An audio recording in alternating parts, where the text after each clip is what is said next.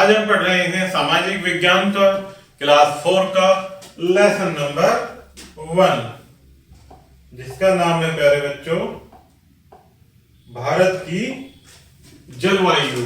तो आइए प्यारे बच्चों शुरू करते हैं। इसमें हम पढ़ेंगे भारत की जलवायु किस प्रकार की है और इसका अर्थ क्या है।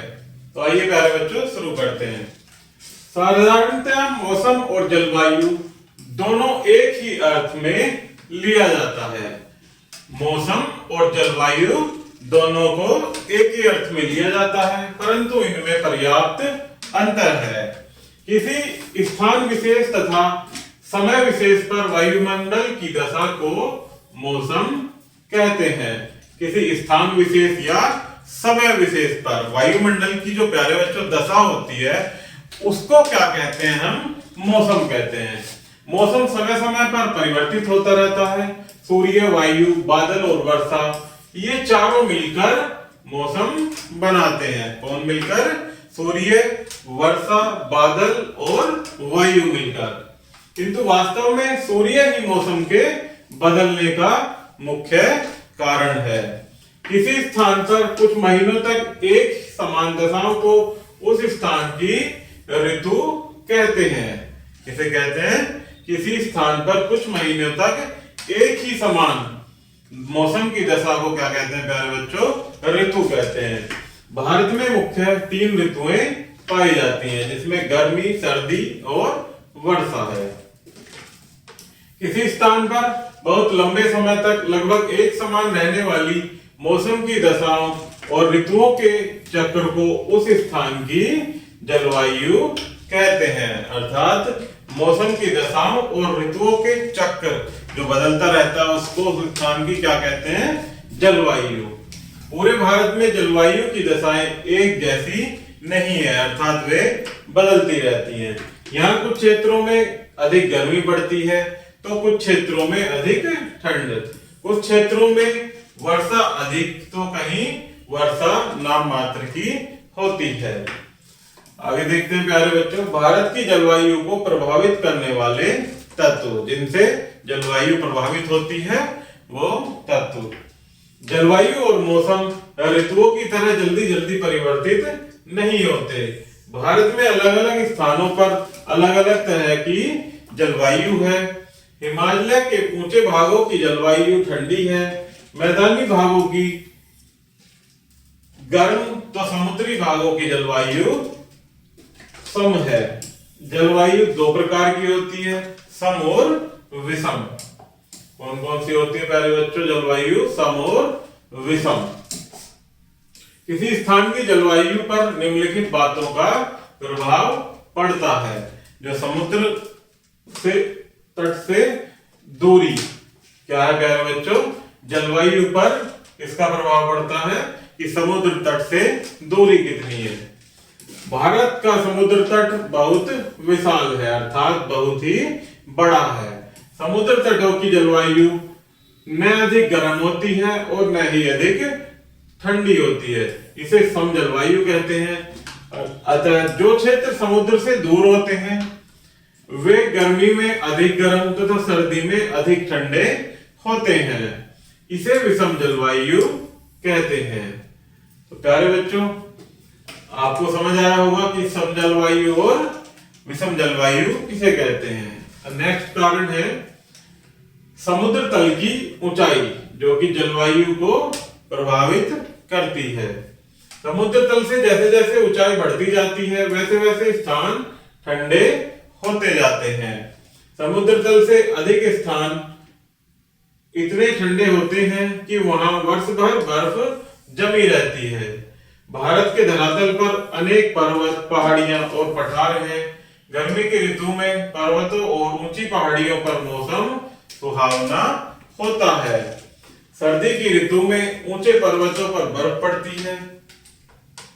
नेक्स्ट है रेतीले भाग। रेतीले भाग जल्दी ठंडे और जल्दी गर्म हो जाते हैं।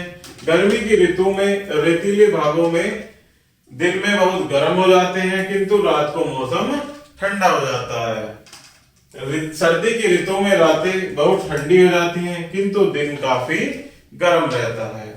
नेक्स्ट है प्यारे बच्चों, हिमालय पर्वत की स्थिति।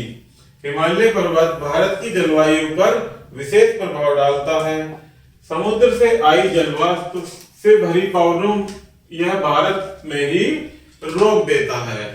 इससे भारत में वर्षा होती है, जबकि हिमालय उत्तर में चीन की ओर से आने वाली ठंडी पवनों को रोकता है। नेक्स्ट है वर्षा। भारत के पूर्वी भाग में पश्चिमी भागों की अपेक्षा अधिक वर्षा होती है। थोड़ी वर्षा के कारण ही राजस्थान की जलवायु गर्म और सूखी है। इस कारण प्यारे बच्चों, क्योंकि वहां वर्षा कम होती है, इसलिए वहां की जलवायु कैसी है प्यारे बच्चों, गर्म और सूखी। नेक्स्ट है ऋतु परिवर्तन। कैसे ऋतु परिवर्तन होता है, तो पहले देखते हैं गर्मी की ऋतु। भारत में अप्रैल से गर्मी की ऋतु शुरू होती है। मई जून में अत्यधिक गर्मी पड़ती है, दिन लंबे और छोटी रातें होती हैं। इस समय भारत की समस्त भूमि पर सूर्य की किरणें सीधी पड़ती हैं और सीधी किरणों के कारण भयंकर गर्मी हो जाती है। सभी समुद्र तटीय प्रदेशों में मौसम सम अथवा सुहावना। सम जलवायु कैसी होती है प्यारे बच्चों, हमने अभी पढ़ा कि वहां न तो अत्यधिक गर्मी होती है और न ही ठंडी, अर्थात मौसम सुहावना रहता है। भारत का सुदूर दक्षिणी भाग गर्म हो जाता है, किंतु उत्तरी और मध्य भाग उतना गर्म नहीं होता, क्योंकि यहाँ के पर्वतों की चोटियों पर गर्मी की ऋतु में भी बर्फ जमी रहती है। नेक्स्ट है प्यारे बच्चों वर्षा की ऋतु। जून के महीने में भूमि के ऊपर की वायु बहुत अधिक गर्म होकर ऊपर उठती है। इसका स्थान लेने के लिए समुद्र की ओर से जल वाष्प से भरी पवनें आती हैं और जल वाष्प से भरी पवनों को क्या कहते हैं प्यारे बच्चों, मानसून कहते हैं। जो जल वाष्प से भरी हवाएं होती हैं उन्हें क्या कहते हैं, मानसून। मानसून जल से भरे बादल लाता है। मानसूनी हवाएं अरब सागर और बंगाल की खाड़ी से चलती हैं। जून के प्रारंभ में दक्षिण भारत में वर्षा होने लगती है और मध्य जुलाई तक पूरे भारत में होती है। राजस्थान के अनेक भागों और कच्छ जो कि गुजरात में पड़ता है, यहाँ पर बहुत ही कम वर्षा होती है। पश्चिमी समुद्र तट, पूर्वी और उत्तरी भारत में बहुत वर्षा होती है। गंगा के मैदान में दक्षिणी पठार पर खूब वर्षा होती है, किंतु पश्चिमी तट पर कम वर्षा होती है। भारत में वर्षा मानसून से होती है। मानसून किसे कहते हैं प्यारे बच्चों, अभी हमने पढ़ा कि जल वाष्प से भरी हवाएं होती हैं उन्हें क्या कहते हैं, मानसून। मानसून की प्रधानता होने से भारत की जलवायु मानसूनी कहलाती है। नेक्स्ट ऋतु का परिवर्तन देखते हैं प्यारे बच्चों, सर्दी की ऋतु। नवंबर से हल्की हल्की सर्दी पड़नी शुरू होती है, किंतु दिसंबर जनवरी के महीने में बहुत अधिक ठंड पड़ती है। इन दिनों उत्तर के पर्वतीय भाग बहुत ठंडे हो जाते हैं। उत्तर के मैदानों में भी काफी ठंड हो जाती है। पश्चिमी भारत का रेगिस्तान रात को बहुत ठंडा हो जाता है। पश्चिमी समुद्र तटों से आने वाली पवनों से उत्तर पश्चिमी भारत में थोड़ी बहुत वर्षा होती है और हिमालय पर बर्फ गिरती है। इसी कारण उत्तरी भारत में शीतलहर चलती है। दक्षिणी भारत में ठंड उत्तरी भारत की अपेक्षा कम पड़ती है। समुद्र तटीय भागों में मौसम सुहावना होता है। उत्तर के मैदानों में जलवाष्प से कोहरा, ओस और पाला बन जाता है। दक्षिण भारत के पूर्वी तट पर नवंबर दिसंबर में वर्षा होती है। कहां पर, दक्षिण भारत के पूर्वी तट पर। फरवरी के अंत में सर्दी कम होने लगती है।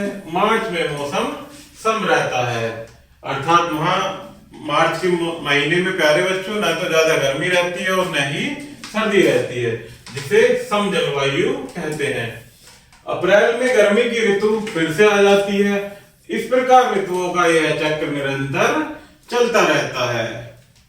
आगे देखेंगे प्यारे बच्चों, मानसून का भारत की कृषि पर प्रभाव, अर्थात जब मानसून आता है तो भारत की कृषि पर उसका क्या प्रभाव पड़ता है।